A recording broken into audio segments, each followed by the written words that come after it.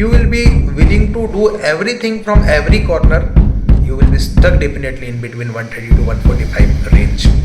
मेरे वर्ड्स को मार्क कर लेना, लिख लेना. Stop preparing for FMC exam just like a competitive exam. Yes, you heard it correct. 20 days are left my dear friends for your FMC exam. And अभी भी आप लोगों को लग रहा होगा कि सर रिवाइज नहीं हो पा रहा है 19 सब्जेक्ट्स. अब तो ये डाउट आ रहा है कि क्या 150 प्लस स्कोर भी मेरे आ जाएंगे या नहीं आ पाएंगे. My dear friends, you are not going to the exam to score 250 plus marks और 270 मार्क्स, बिकॉज उतना नंबर ला करके भी you are not going to get a dream branch और not a dream college, because this is not a competitive exam. Here just simply you have to pass the exam and start your internship, that's it.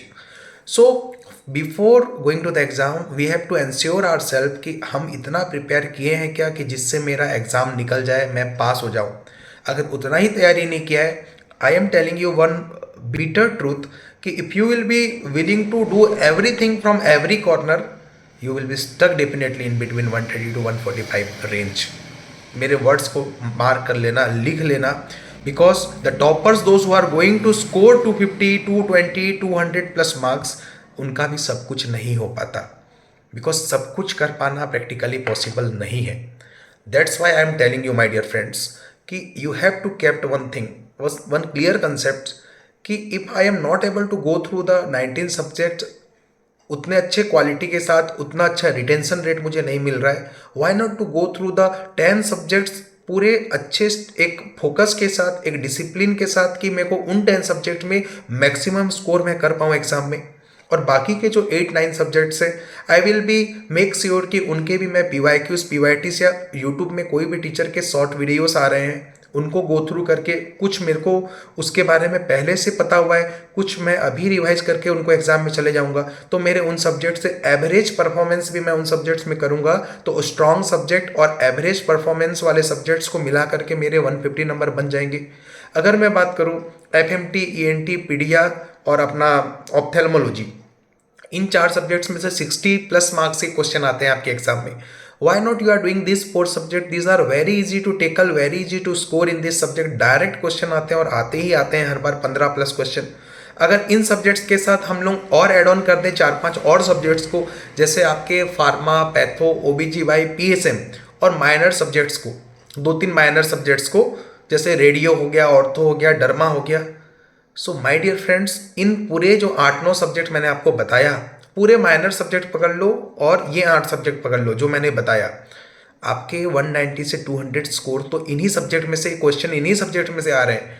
If you will B targeting this 10 subjects in your FMC exam कि यार मेरे को इनमें से 100 से 120 number minimum खींचने हैं, आपको मैं बोल रहा हूँ आप कभी चाह कर भी 135 से 145, 149 वाले रेंज में नहीं फंसोगे. इनमें अगर 120 आप स्कोर करते हो या 110 आप स्कोर करते हो, आपके बचे कुचे जो 7-8 सब्जेक्ट हैं, आपके बचे कुचे जो 6-7 सब्जेक्ट हैं, उनमें से आपके 30-40 नंबर आराम से आ जाएगा. मेडिसिन है, सर्जरी है, एनआर्ट है, माइक्रोबायोलॉजी है, बायोकेमिस्ट्री है, आपके नंबर आराम से बन जाएंगे. At least give your total amount of energy and emphasis upon the subjects जहाँ से नंबर भर भर के मिलने वाला है. प्लीज़ ये मिनिमम ये 8 सब्जेक्ट्स को हर कोई करके जाना. FMT, ENT, ophtha, paediatrics, patho, pharma, PSN 3 piece, इसके साथ एक OBGY. मिनिमम ये अगर 8 सब्जेक्ट को आप करोगे, ये 8 सब्जेक्ट को, तो आप लोगों का 160 से 65 नंबर के आपको क्वेश्चन एग्जाम में मिलेगा. आपको टारगेट रखना है कि मेरे 100 कम से कम सही हो इन 165 मार्क्स में से, और जो 5 माइनर सब्जेक्ट्स हुआ है उसमें से 35 टू 40 मार्क्स के क्वेश्चन मिलेंगे. आपका टारगेट ये होना चाहिए कि मेरा मिनिमम 20 मार्क इनमें से सही हो जाए, तो 100 और 110 आपके 8 सब्जेक्ट से आ गया. 5 माइनर सब्जेक्ट्स में से आपके 20 मार्क्स आ गए, मतलब 100 और 20 130 ये हो गया. इसके बावजूद आपके पास surgery, medicine, anatomy, biochemistry, microbiology और फिजियोलॉजी 6 सब्जेक्ट बचा है. इसमें से 20-25 नंबर लाना बहुत आसान बात है, कोई भी ला सकता है. ऐसे अगर प्लानिंग के साथ हम पढ़ाई करेंगे तो हमारा एग्जाम भी निकलेगा. But keep in mind, you are not going to the exam और you not have to score 270 marks कि आपको सब कुछ पढ़ना है. You have to save your life कि आप अपना इंटर्नशिप सेफली स्टार्ट कर सको. Just with a basic performance in the exam 150 ला करके भी पास हो गए तो भी कहीं ना कहीं इंटर्नशिप मिल जाएगी। भागो मत कि उसने सब कर रखा है, वो XYZ से करा हुआ है, उसने यहाँ से करा हुआ है, उसने इतना इतना पढ़ा हुआ है। भाई वो इतना भी पढ़ा है, you have to keep in mind कि यार अपने को एग्ज़ाम निकालना है, कोई कितना भी पढ़े मेरा 150 प्लस नंबर आना ही चाहिए, कैसा भी पेपर आ जाए। That should be my first and foremost priority.